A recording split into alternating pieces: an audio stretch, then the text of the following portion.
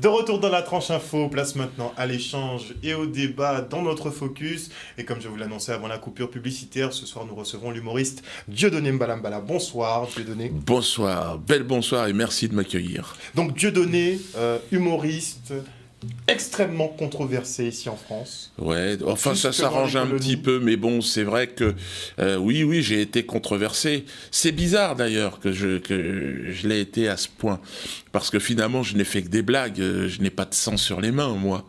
Et je me retrouve Mais sous des blagues qui bracelet. ont coûté très cher. Ah oui, ben, je suis sous bracelet électronique, 37 condamnations, mais je porte ce bracelet comme une décoration, comme un... Et puis ici, sur cette terre particulière, arriver à faire rire mes contemporains avec une chaîne je dirais à la cheville, bon, ça a un sens très puissant, très fort. Donc effectivement, vous pouvez plus ou moins vous mouvoir. Oui.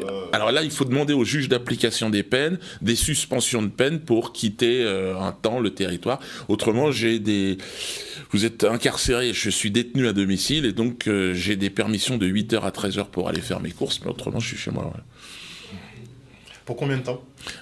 C'est à leur bonne convenance. Il y a des remises de peine. Donc on va voir, là on doit refaire un point régulièrement, mais normalement c'était parti pour faire au moins 1 an et demi. Donc voilà. Alors, concrètement, on vous a dépeint pendant des années, pendant même plus d'une décennie même, comme l'antisémite en chef. C'est ça, 2 décennies même. Ouais. De 2003, je fais un sketch chez Marc-Olivier Fogiel où je critique un colon israélien. Et donc ça m'a valu en fait 20 ans d'un lynchage ininterrompu en place publique pour montrer à tous les autres artistes ce qu'il ne fallait pas faire, critiquer la politique d'Israël. Et je me suis retrouvé avec évidemment ce chantage à l'antisémitisme alors que je n'ai bien évidemment jamais été antisémite et que l'antisémitisme afro-descendant n'a jamais existé. À aucun moment les Africains ne s'en sont pris à cette communauté. Il n'y a pas dans l'histoire quoi que ce soit. Mais bon, tout est permis. Vous savez, il suffit de voir la communication aujourd'hui. Si vous écoutez les médias israéliens, on a l'impression que c'est les Palestiniens qui ont agressé donc une puissance nucléaire avec des cailloux. Enfin bon, je voulais que je vous dise. C'est vrai qu'il y a quand même pas mal d'accusations d'antisémitisme. Il y en a même qui demandent à ce qu'on évite de trop galvauder le mot pour qu'il ne perde de son sens, à trop l'utiliser à tort et à travers. Mais en tout cas, vous étiez à l'époque considéré, vous avez même fait un spectacle de ce nom-là comme la bête immonde, Oui, c'est vrai, parce que vous aviez fait effectivement ce sketch, mais ça ne s'est pas cantonné uniquement à un sketch, ça a duré pendant des années où c'était des coups, réponse aux coups, il y avait C'est ça. échange. Et moi, en tant qu'humoriste, si vous voulez, je me suis volontiers laissé aller au jeu de la surenchère, de la provocation parce que c'est mon métier. Donc j'ai fait rire avec les agressions et le lynchage dont j'étais la victime. Mais si j'ai pu blesser à un moment ou à un autre des gens, je m'en suis toujours excusé. Ça n'a jamais été mon objectif. Mais vous êtes passé en interview, vous avez présenté des excuses. Oui, à tout à plusieurs reprises, fait. mais qui n'ont pas été prises en considération parce qu'on vous pensait pas sincère. Insincère. Alors ça, c'est après le procès en antisémitisme, il y a le procès en insincérité. C'est extraordinaire, ce sont toujours les mêmes. Il y a quand même des gens qui, dans cette communauté, qui m'ont entendu. Il y a des gens en Israël qui se battent aujourd'hui contre. Et il faut en parler parce que c'est l'amalgame qui est dangereux. Parce qu'il y a des juifs aujourd'hui en France, nos compatriotes juifs, qui sont les boucliers humains de cette folie de sioniste, quoi. Et qui aujourd'hui est en train de tuer et qui est dans une fuite en avant, une recherche. Alors apparemment ils attendraient l'arrivée d'un Messie, ils n'ont pas reconnu Jésus, c'est bien regrettable parce que je crois que sa parole aujourd'hui aurait un sens, quoi, s'il l'écoutait un peu plus. Donc antisémite. Après les accusations d'antisémites, il y a eu toutes les accusations par rapport à vos finances qui ont été douteuses. Vous seriez effectivement aussi, selon Elie fraude Semoun, fiscale. Quelqu'un qui aime trop l'argent, peut-être un peu trop l'argent. Je pense que si j'avais aimé trop l'argent, je n'aurais pas pris les positions que j'ai prises. Je n'ai volé personne. On me reproche 27 000 € de TVA que je n'aurais pas payé prétendument. J'ai payé payé des millions d'impôts. En réalité, l'injustice dont je souffre, si j'avais aimé l'argent, je serais parti dans un autre pays, mais j'ai toujours préféré mon travail, mon métier, et mon capital à moi, c'est bien ce travail que j'ai fait qui plaît, qui continue à plaire, et puis les gens redécouvrent, des gens qui me connaissaient pas, redécouvrent des sketchs aujourd'hui, disant mais il disait ça il y a combien de temps ? Il y a 20 ans. Il y a 20 ans, je riais, j'expliquais en fait ce qui va se passer, et ça se passe, et j'aurais préféré me tromper. Ouais, c'est vrai. Mais en tout cas, j'ai fait rire pendant toutes ces décennies.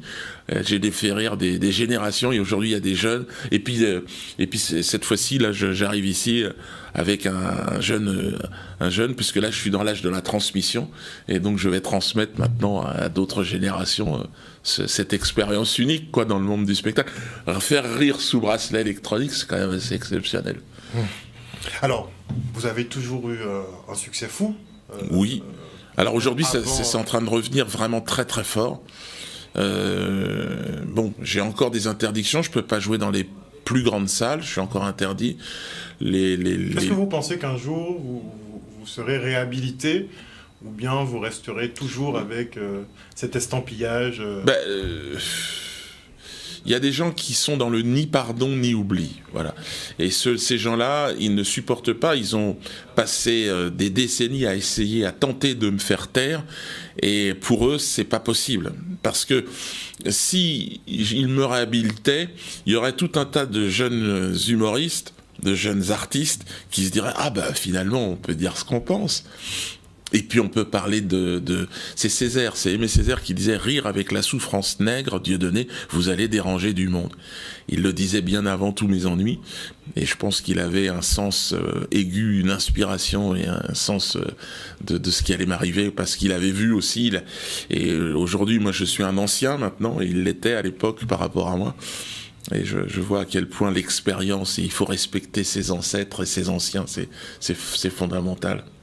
Est-ce que vous pensez, par rapport au sketch que vous voyez justement des nouveaux humoristes, que le tabou sur ce sujet qui vous a valu tant de problèmes est levé ? Non.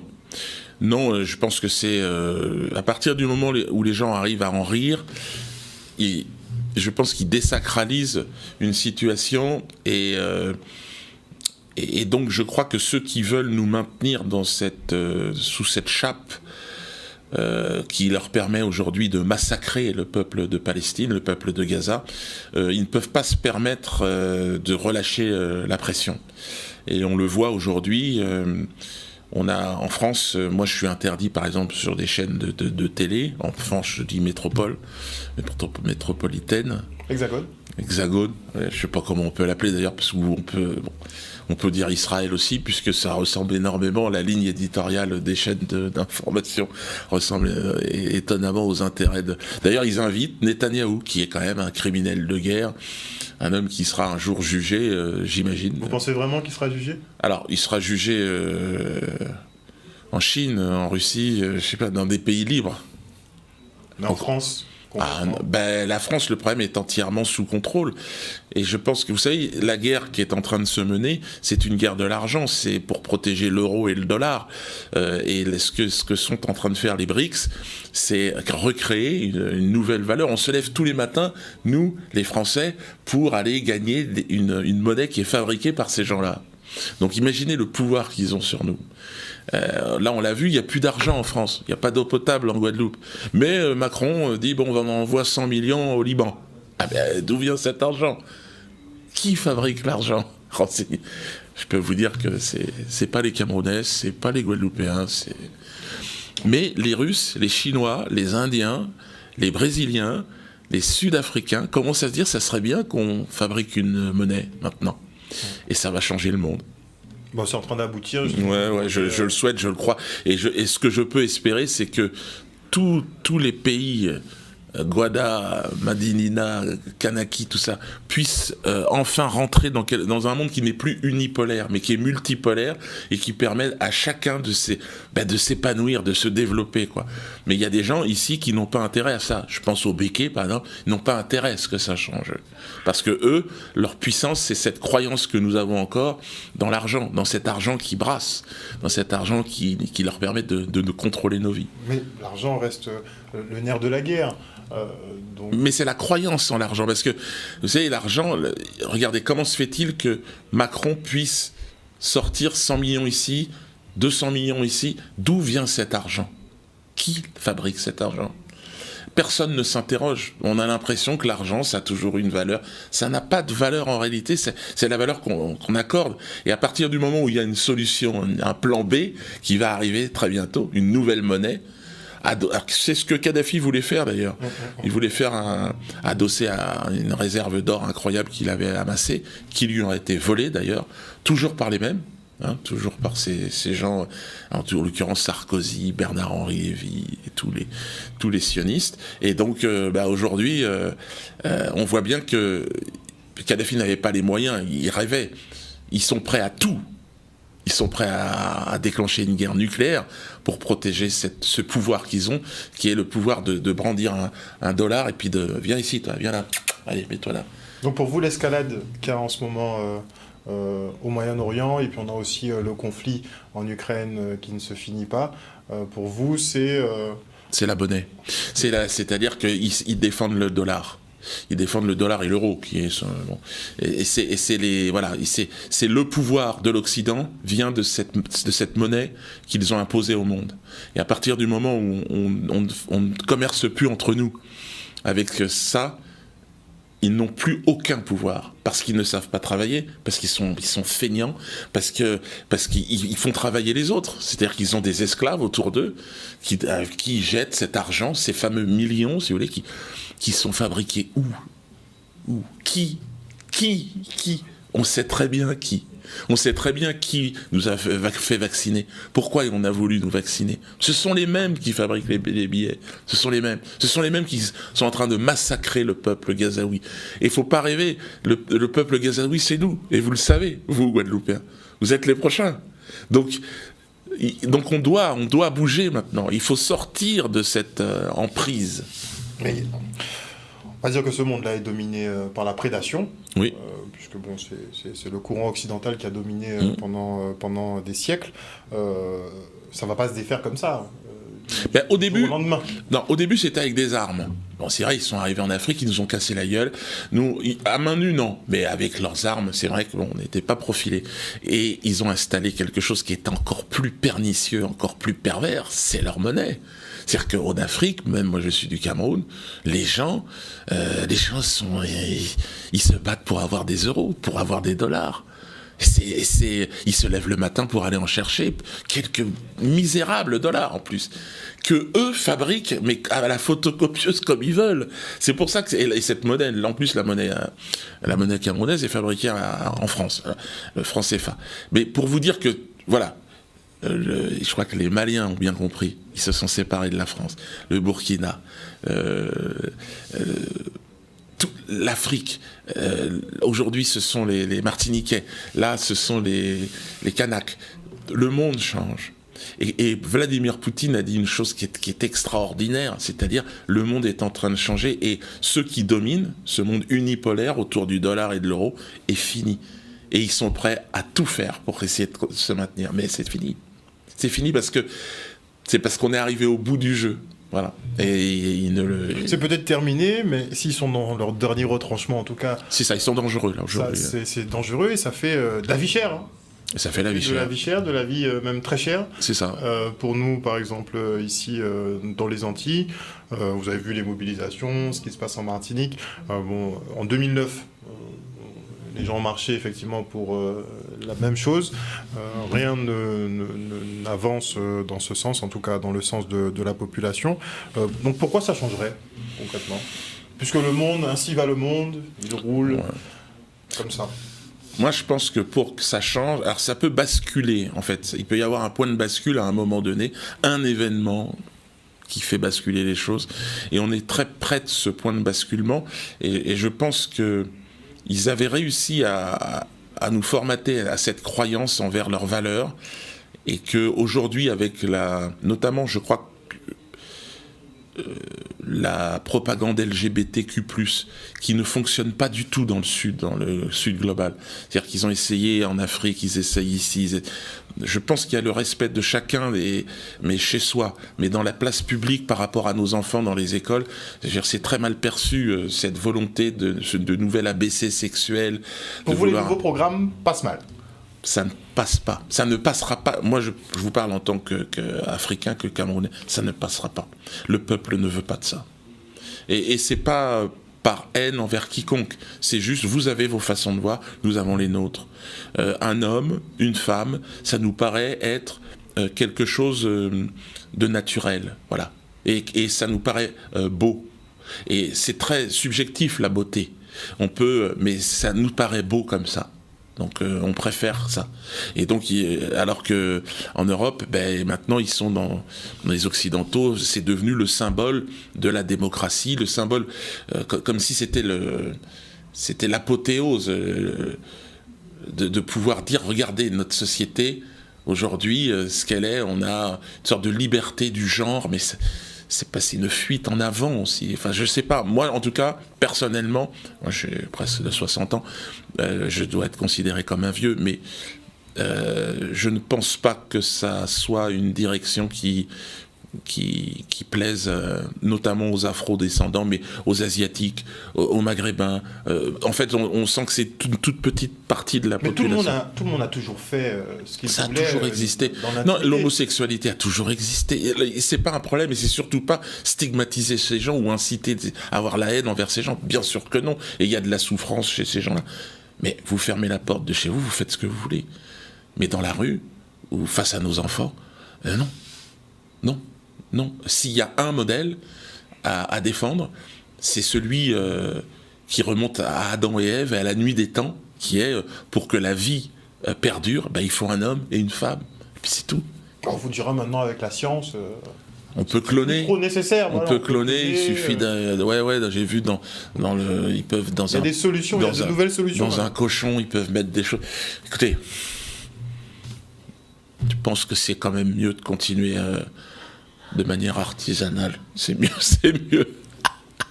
En tout cas, chacun continuera de faire... Chacun fait ce qu'il veut. Ce qu'il souhaite, voilà. Mais dans le privé. C'est ça. Dans l'espace public, ça doit rester plutôt... Et puis d'avoir un président comme on a aujourd'hui, c'est pas possible. Ça ne représente pas les Français. Vous pensez quoi d'Emmanuel Macron?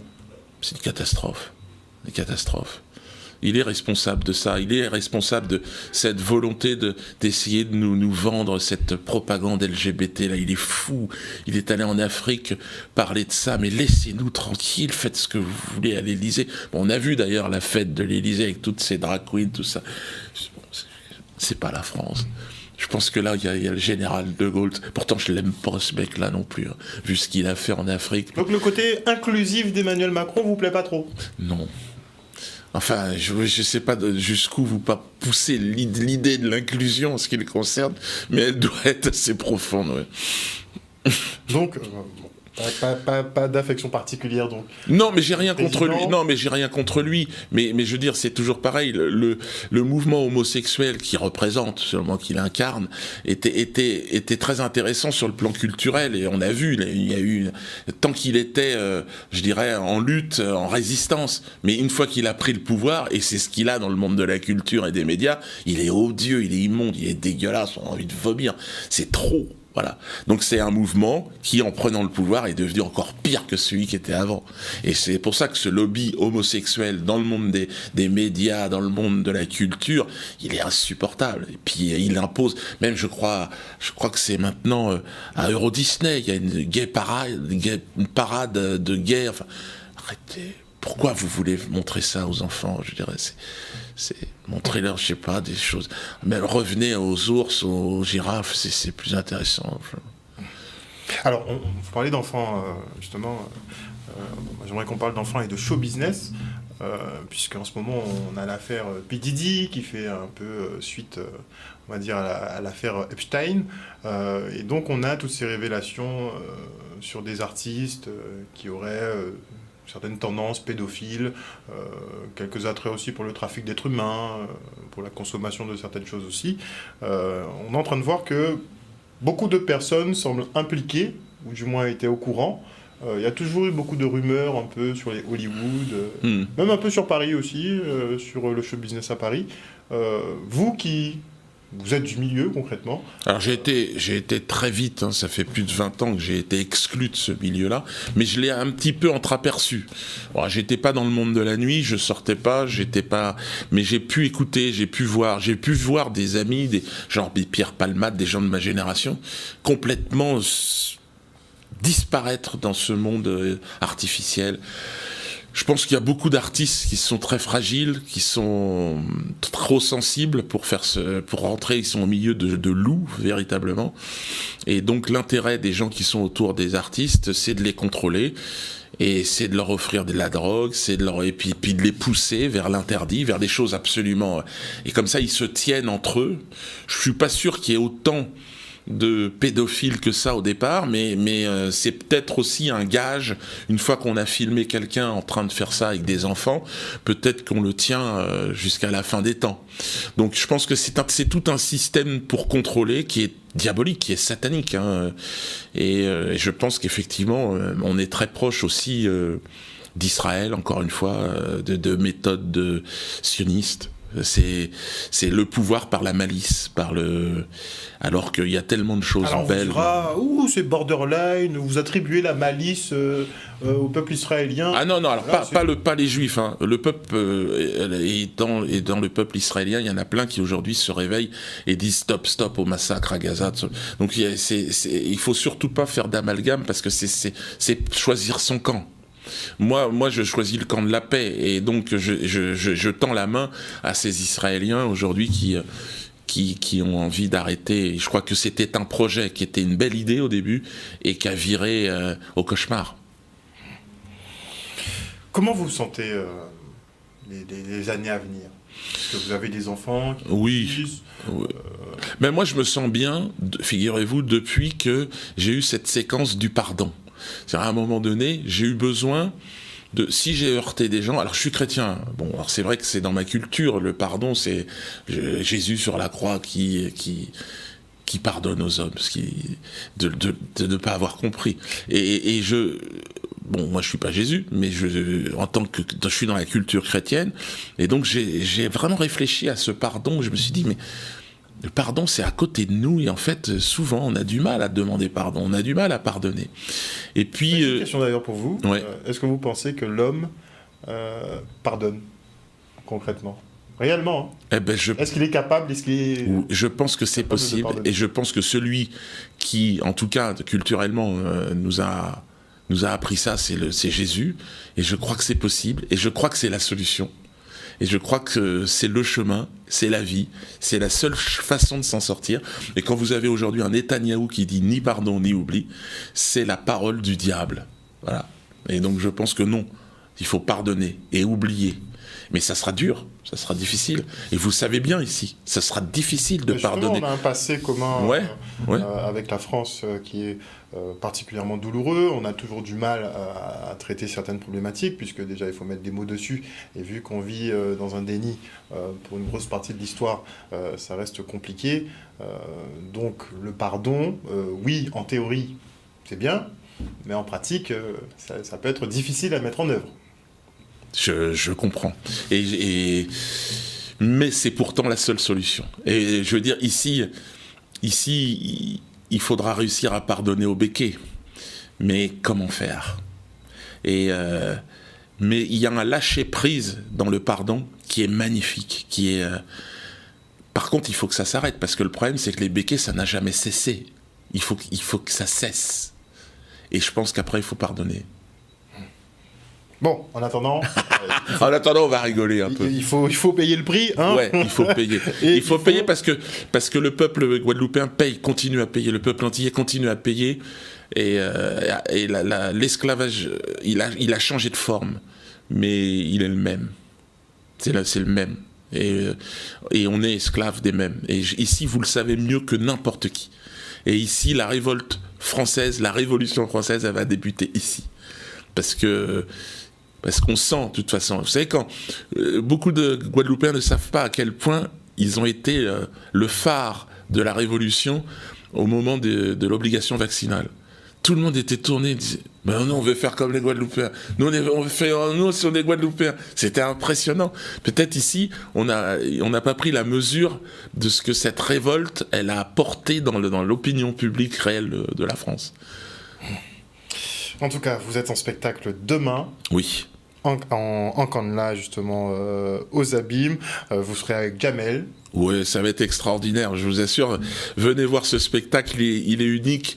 Et puis c'est pareil avec Jamel, lui. Alors lui, c'est un artiste extraordinaire, avec un parcours extraordinaire. Il a été policier, il a été militaire. Puis maintenant, il est humoriste, il est musulman. Et puis lui aussi, il a compris que on essaye de pousser la société vers un affrontement de civilisation, c'est-à-dire entre les musulmans, les chrétiens. Et on est là aussi pour dire non, on n'est pas dupes. Et on sait qui est derrière cette... D'ailleurs, ils s'en cachent pas, Zemmour, et puis les sionistes ne se cachent pas de faire monter la haine entre chrétiens et musulmans. Et on est là pour dire non, on n'est pas dupes de ça. Et il y a des juifs, encore une fois, il y a beaucoup de juifs qui sont avec nous et qui nous soutiennent parce que c'est important surtout de ne pas tomber dans le piège des sionistes, c'est-à-dire l'antisémitisme. Ça, c'est un piège. L'antisémitisme, c'est la bêtise. C'est la haine gratuite. C'est la haine de juifs parce que juifs. Mais personne ne doit haïr les juifs parce qu'ils sont juifs. Chacun fait ce qu'il veut. Par contre, on peut ne pas être d'accord avec le sionisme. On peut ne pas être d'accord, mais avant de se quitter, parce que le peuple justement israélien a une histoire qui est complexe, que je pense que beaucoup de personnes devraient regarder de plus près, et ils ont un rapport qui est quand même compliqué avec les autres pays. Quand on regarde en France par exemple, ils ont été expulsés de France, si je ne m'abuse, 13 fois. Pourquoi ? Parce qu'ils n'ont pas voulu se convertir, pour des raisons commerciales aussi. Peut-être qu'il y avait des problèmes. Vous voyez, moi je veux dire, effectivement, il y a eu des...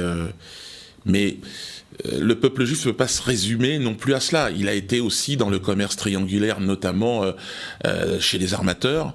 Ils étaient très bien représentés. Il faut savoir que le Code noir, qui réglementait donc le commerce des esclaves... Ils sont cités dans l'article 1er du Code noir. C'est ça. Interdisons ce commerce aux juifs. Bon, bah, oui. Même expulsion. L'article 1er demande l'expulsion des juifs. Donc implicitement, il est clair que sans en avoir le monopole, ils étaient très très représentés dans ce commerce. Or aujourd'hui, jamais on vous en parle à l'école. On vous dit pas le rôle de chacun. On ne vous donne pas le nom des armateurs, des banquiers juifs qui se sont enrichis sur le commerce des Noirs. On n'en parle pas. Et évidemment, le juif, notre compatriote juif de France qui travaille, il n'a rien à voir avec ça, mais on a le droit de le savoir. Et le juif, il n'est pas forcément en pyjama dans les camps de concentration à Auschwitz. C'est aussi un négrier, il est aussi ça. Et il est aussi une victime, et il est aussi un bourreau. Et comme en ce moment... Mais comme un peu tous les peuples. Comme tous les peuples. La traite arabo-musulmane, donc chacun en fait a sa part de responsabilité. Bien sûr. Et c'est clair que, moi, vous parliez de l'histoire du peuple juif, je ne sais pas, parce que moi, je pense que s'il y a un peuple élu... Ouais, c'est pour essayer de comprendre ces réactions. J'étais pas sur l'angle vraiment du peuple élu, bon ça, ils peuvent le déterminer s'ils se le souhaitent, mais moi, c'est plutôt le rapport... avec les autres populations, justement. Parce que on peut sentir qu'ils se braquent comme si on leur en veut, justement. Ils parlent souvent de désir d'éradication, justement. C'est ça, ils se sentent, il y a une paranoïa persécutée, ils sentent que... quand on a été expulsé 13 fois, par exemple, de France, est-ce que c'est pas... Non, il y a certainement certains qui devaient être expulsés parce qu'ils faisaient n'importe quoi. Certainement. Et puis, par exemple, ceux qui faisaient la traite négrière, moi je vous cache pas que si j'avais pu les neutraliser, je l'aurais fait. Et alors on m'aurait peut-être traité d'antisémite. Mais bon, moi je pense que l'histoire du peuple élu, au regard de l'histoire, je pense vraiment que ce peuple afro, qui vient d'Afrique, c'est un peuple qui qui a été patient, qui n'a dans l'histoire moderne qu'on connaît, qui ne s'en est jamais pris aux autres. C'est un peuple généreux, un peuple. S'il existe un peuple élu de la paix aujourd'hui, je pense réellement que c'est un peuple qui vient d'Afrique. Vous en faites partie ici. Je pense qu'on est le peuple de la patience. Et on a été aussi patient et on a pris autant de coups de fouet, autant de colonisation. Et aujourd'hui, c'est notre heure d'arriver et de dire bon, calmez-vous, calmez-vous. Quand tu me parles des expulsions, bienvenue au club. On connaît ça. Le peuple noir connaît. Vous n'aimez pas la compétition victimaire. Non, tout ce que vous avez vécu, on l'a vécu. Donc maintenant, et encore aujourd'hui, quand on va au Cameroun, dans les villages, il y a des gens qui vivent en relation avec la nature, dans une harmonie totale. Je pense qu'on devrait s'inspirer vraiment de ces peuples qui sont, à mon avis, les peuples qui sont restés en contact avec l'intelligence, avec l'instinct, avec l'esprit saint, on va dire. En tout cas, vous êtes toujours prêt à discuter avec tout le monde. Avec tout le monde. Même s'il y avait des béquets, j'aimerais discuter avec eux. Mais vous avez mis la place pour votre spectacle à 15 000 € pour les béquets. C'est le prix. 15 000 € la place. C'est pas cher. C'est le prix remisé. Mais en tout cas, vous accepteriez effectivement l'échange. Il n'y aurait aucun souci. Si vous voulez inviter d'ailleurs un béquet pour qu'on puisse parler simplement en paix et se dire que le monde va changer, il faut qu'il change. Moi, je suis un humoriste, je suis un pèlerin de la farce. Je ne crois pas ni dans la diplomatie, ni dans les solutions militaires, parce que les politiques sont tellement tenus par la finance, les militaires aussi. Et là, on voit qu'on est en train de partir dans guerre. Là. Le monde est en train de devenir... et ça va arriver ici. Et je pense que le point de départ, ça va arriver ici, parce qu'il faut qu'avec eux, avec ces gens qui représentent ce monde ancien, il faut qu'il y ait vraiment qui regardent l'histoire en face et qu'à un moment donné, ils demandent pardon. Il le faut. Il faut qu'ils demandent pardon. Il faut qu'ils demandent pardon aux Noirs de ce pays. Vraiment. Il faut qu'ils le fassent sincèrement. Mais il n'y aura pas ce procès en insincérité. Déjà qu'ils le fassent, ce serait bien. Certains vous diront il faut le pardon, mais il faut aussi la réparation derrière. Il faudra. Tout ça. Oui, mais il faut commencer par quelque chose. Dans tous les cas. Voilà. La réparation, elle me paraît évidente. C'est-à-dire, c'est la répartition. Elle n'est pas pour tout le monde. Non, mais la répartition... Beaucoup veulent fuir cette question-là, l'éluder... Je sais, on l'a vu avec la loi Taubira, qui est un scandale absolu. Elle, c'est vrai. Mais c'est le problème des traîtres, si vous voulez. Nous avons été, malheureusement, nous, les afrodescendants, nous sommes représentés essentiellement par des traîtres. Par une bourgeoisie noire qu'ils ont installée pour nous faire croire qu'il y avait une démocratie. Voilà. En tout cas, le message est clair et on donne rendez-vous aux téléspectateurs pour votre spectacle. Ce sera donc demain soir à Ankandla pour le spectacle donc La Vie Chère avec Dieudo et Jamel. Merci beaucoup en tout cas. Merci. Alors, je précise juste qu'il faut aller sur la diodosphère.com pour réserver les billets. Voilà, diodosphère.com.